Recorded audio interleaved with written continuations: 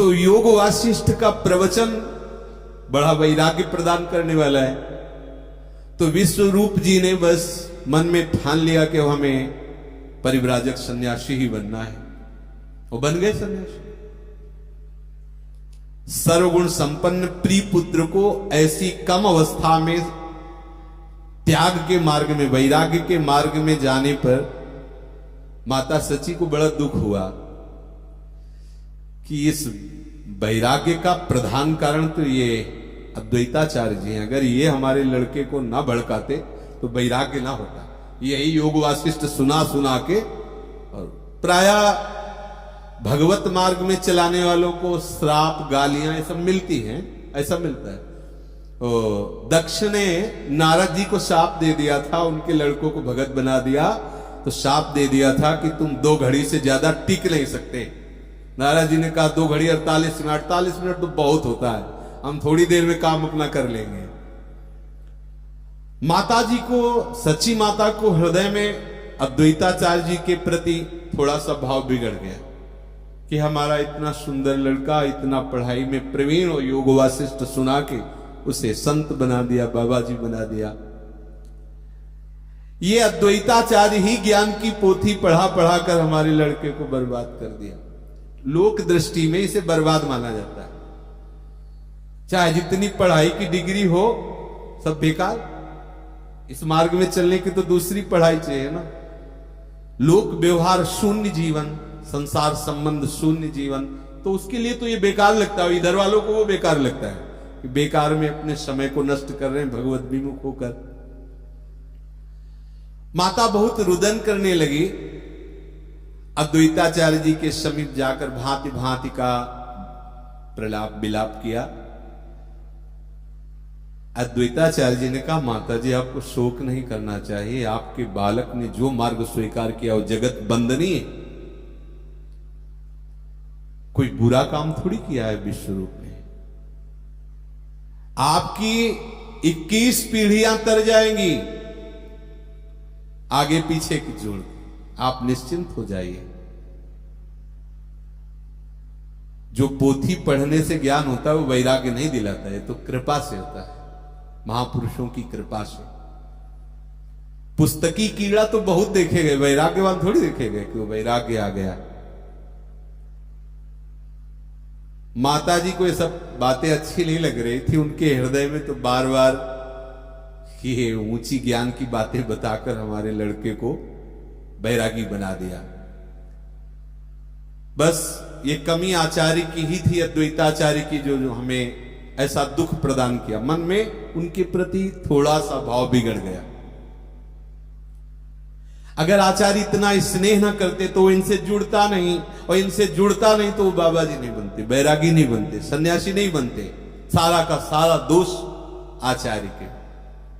पर वो कहा नहीं, अंदर ही अंदर उनसे थोड़ा सा मोटा भाव कर लिया।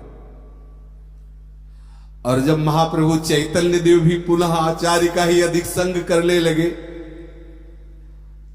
और भगवत भाव की अधिक प्रबलता में उनका पूजन भी करते, तब तो रहा नहीं गया। सोच लिया कि एक को तो सन्यासी बना दिया, अब इसको भी बना देंगे। जैसे विश्व रूप के सन्यासी होने से पहले से ही हृदय उनका दुखी था, और जब महाप्रभु चैतन्य देव को अधिक प्यार करने लगे तो और उनके हृदय में महाप्रभु की ऐसी स्थिति थी कि कृष्ण चर्चा के सिवा एक शब्द भी नहीं बोलते थे। तो भगवत अवतारी महापुरुष हैं। जब ब्याह भी हो गया तो विष्णु प्रिया जी से भी एक भी बात नहीं करते थे, बस नाम में। भक्त मंडली में बैठे बैठे कृष्ण रूप माधुरी सुनना, कृष्ण चर्चा करना, यही अच्छा लगता। ऐसा बर्ताव देख करके माता को निश्चय हो गया कि बस अद्वैताचार्य जी ने अपना जादू इसके ऊपर भी डाल दिया, अब ये भी उसी मार्ग का अनुसरण। और वह किया, महाप्रभु ने किया। अब वो चिल्ला चिल्ला कर रोने लगी और कहा अद्वैताचार्य जी से कि तुम बहुत कठोर हृदय के हो।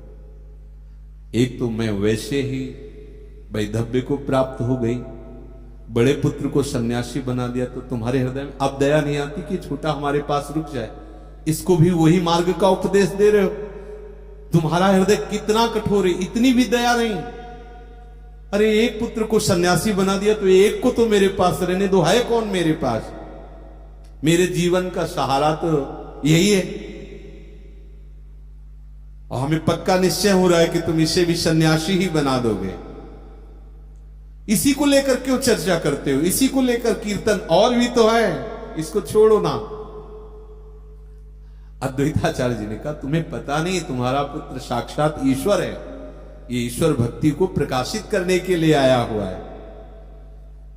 माता जी को और भी दुख हुआ कि अभी तक तो भक्ति को उपदेश कर सीधे ईश्वर बना दिया है, अब काहे को रुकेगा? जब प्रभु को भगवद आवेश आया था और भक्तजन को प्रणाम करके कृपा याचना करते थे तो महाप्रभु चैतन्य ने बहुतों को दुलार किया, बहुतों को आशीष दिया। तो उसी समय बुजुर्ग भक्तों ने माता को भी कहा कि इस समय महाप्रभु भावावेश में, भगवत भाव में आप प्रणाम करो और आशीर्वाद मांगो। माता ने भी प्रणाम किया। महाप्रभु ऐसे मुख मोड़ ले और कहा तुम्हें कभी आशीर्वाद नहीं दे सकते, कभी कृपा तुम्हारे ऊपर नहीं हो सकती। तो सब भक्त कांप गए क्योंकि भगवद आवेश में थे महाप्रभु। क्यों? भक्तों ने पूछा ऐसा क्यों? ये तो आपकी माता का सौभाग्य प्राप्त किए हैं। बोले इन्होंने अद्वैताचार्य जी के प्रति दोष भाव किया है, इसलिए जब तक उनकी चरण धूल माथे पे लगा के उनसे क्षमा याचना नहीं करेंगे तब तक इधर से कृपा नहीं। आखिरकार अद्वैताचार्य जी के चरणों में प्रणत हुए, प्रणाम किया और क्षमा याचना। सर्व सामर्थ्यशाली महिमा में इन भगवत स्वरूप में अवतार लेकर के यही सिखाया है। अब इतना सोचना क्या कोई अपराध था क्या सच्ची माता का? लेकिन माना। तो यदि हम कहीं इस पक्ष में आ गए कि हम कुछ हैं और वैष्णव अपराध कर लिए तो कैसे चलना होगा? इसलिए सेवक जी कह रहे ये भार वाली बुद्धि छोड़ो, अभिमान वाली बुद्धि छोड़ो, प्रीति को स्वीकार करो। प्रीति के बिना सब व्यर्थ है। या रस विमुख करत आचार, प्रेम बिना जो सबय कृतार, भार धरत कत विप्र को।